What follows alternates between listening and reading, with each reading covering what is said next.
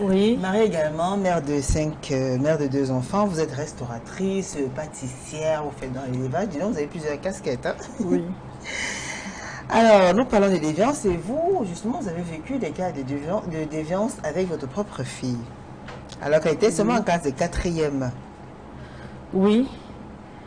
Une situation qui vous a poussé à d'ailleurs changer l'établissement de votre fille. Oui, l'année d'après. L'année d'après. Elle était au lycée. Oui, à Vous cette l'avez envoyée au époque-là. collège. Oui, oui, je l'ai envoyé au collège privé. Ah, Pour ma part, Les avant, déviances en milieu scolaire, le dé- à qui incombe la responsabilité? Vous en pensez quoi? pour ma part, les torts sont partagés à tous les niveaux de la société. D'accord. Parce que je commence par le parent. Je Ok. suis un parent. Je commence par le parent qui, je dirais dans la grande majorité, ont démissionné de leurs fonctions à la recherche effrénée du pain quotidien, des méthodes de suivi. Beaucoup de parents passent à côté de l'essentiel. En deuxième, les enseignants. Pour moi, en deuxième, les enseignants, parce que avec la baisse des salaires, avec la clochardisation, je peux dire, des enseignants, beaucoup d'enseignants viennent à l'école comme si on les forçait. C'est comme s'ils venaient pour venir.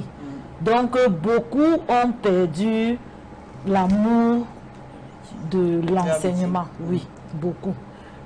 Dans le public, alors, c'est très grave. Dans le privé, ils sont encore un peu réglo parce qu'ils ont des obligations de résultats.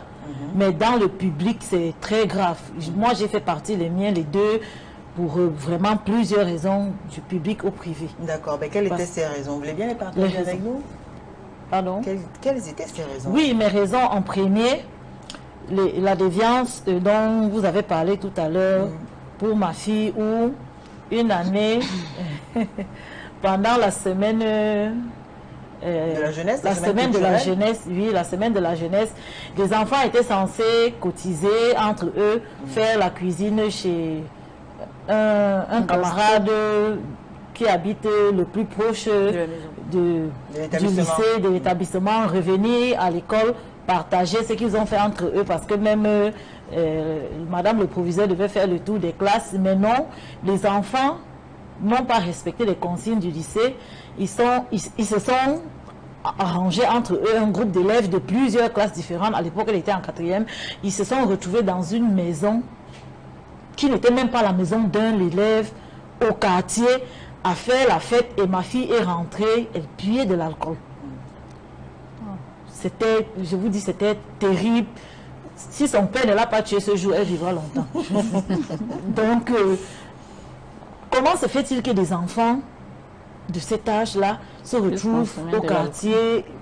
Donc, les parents pourront beau faire ce qu'ils ont à faire. L'école aussi, les enseignants aussi à l'école ont leur part de responsabilité. En trois, la société.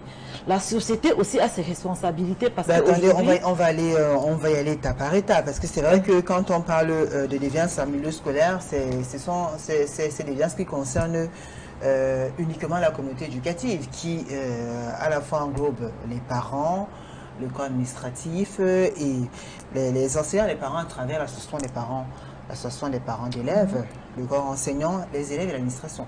On va dire ça comme ça. Du moins, l'administration, c'est déjà le corps enseignant. c'est l'enseignant. Mais vous, quand vous indexez, par exemple, l'enseignant, le cas de votre fille qui allait faire la cuisine chez son camarade de classe, après ils sont allés faire la fête ailleurs, elle est rentrée toute saoule, à quel niveau est-ce que l'école est responsable?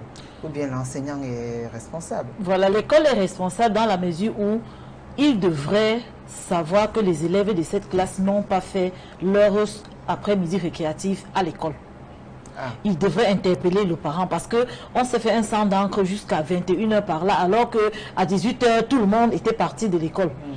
C'est quand nous, les parents, sommes revenus à l'école après la semaine de la GEP pour dire mais qu'est-ce qui s'est passé, les enfants, c'est même nous qui informions l'administration de ce qui s'est passé. Donc, ça veut dire qu'ils n'ont aucun droit de regard sur les enfants. C'était pas normal dans tous les cas. C'était pas normal du tout. C'est pourquoi je dis qu'il y a la responsabilité du corps administratif des enseignants aussi à un certain niveau. Bien que ce soit bien que tout cela se produise hors de l'établissement, alors qu'ils étaient censés le faire dans l'établissement. D'accord. Leur absence n'a pas été constatée. Ok. Ensuite, comme je le disais, la société. C'est vrai que nous parlons du milieu scolaire, mais la société a un impact sur le milieu scolaire. Je prends juste l'exemple des téléphones portables. Il y a, je crois, quelques années, là, on a dit plus de portables à l'école, plus de téléphones, Ça a été un effet d'annonce, je ne sais pas, de quelques mois. Mais les années qui ont suivi, tous les enfants ont les téléphones à l'école. Tous les enfants vont à l'école avec les téléphones. Les enfants, je ne pense pas que ceux qui nous regardent, ça dépend des parents. Mais vous avez beaucoup d'enfants. Oui, le cas, par exemple, de Madame Tom Sandrine, qui préfère, c'est elle-même qui a acheté le téléphone pour donner à ses enfants. Oui. Voilà. Elle peut peut-être, c'est son choix, elle peut peut-être le contrôler. Chez moi, le téléphone, c'est après le bac. Ma fille a eu le téléphone après le bac. Avant ça, ils peuvent, comme nous calquons l'éducation des Blancs pour venir chez nous, il y a ce qu'ils appellent aujourd'hui, madame, ou c'est l'APE. L'APC, pardon. La digitalisation. La digitalisation, où les enfants, parce que ça a commencé, maman, on veut ton téléphone pour faire les recherches.